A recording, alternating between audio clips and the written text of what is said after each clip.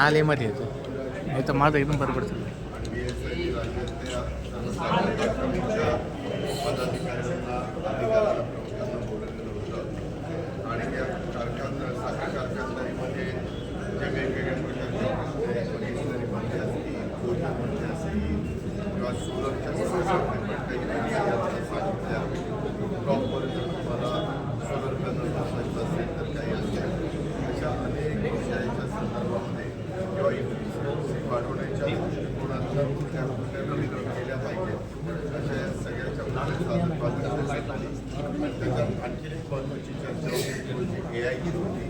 कारण आपल्याला सगळ्यांना माहिती आहे बुद्धिमत्ता या गोष्टीचा वापर करून सर्व क्षेत्रामध्ये त्यांनी अंतर्भाव केलेला आहे. त्यावेळेस आपण पूर्णपणे त्यामध्ये मागे राहायला नको म्हणून आम्ही सरकारकडून पण प्रयत्न करतोय.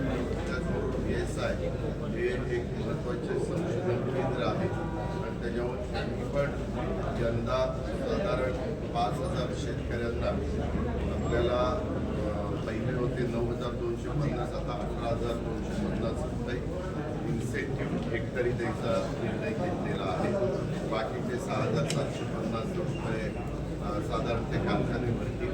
अशा पद्धतीनं हेक्टरी 25,000 रुपये त्या शेतकऱ्याला त्या लाभार्थ्याला द्यायचं ठरवलं गेलेलं आहे आणि 3 रुपयाला जे रोप होतं ते 2 रुपये किंमत केलेली आहे.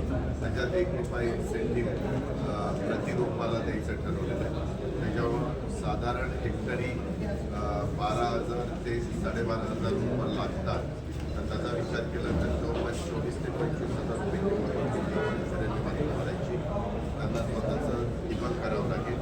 अशा पद्धतीनं काही घेतले गेले सगळ्यांना आज माहिती देण्यात आली. आता 5,000 शेतकऱ्यांना जे शेती त्या 5,000 शेतकऱ्यांना हा पैसे दिला जाईल. महाराष्ट्रातल्या काही भागातल्या शेतकरी 5,000पेक्षा जास्त वर आले तर मी तिथं सुरुवाच्या सभेला की त्यांच्याबद्दल कृषी मंत्रालय काय तो निर्णय घेईल आणि कृषी मंत्र्यांशी राज्याच्या प्रमुखांना देवेंद्र फडणवीस साहेबांशी बोलून त्याच्यातनं मार्ग त्या ठिकाणी काढेल.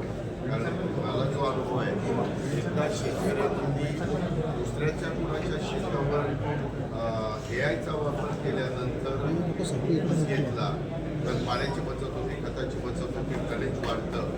अशा बऱ्याच काही गोष्टी होतात आणि जमिनीचाही खूप चांगला राहतो. तर शेतकरी पुढच्या वर्षी आणि ही योजना म्हणजे PSIची यंदाच्या वर्षी करताच आहे.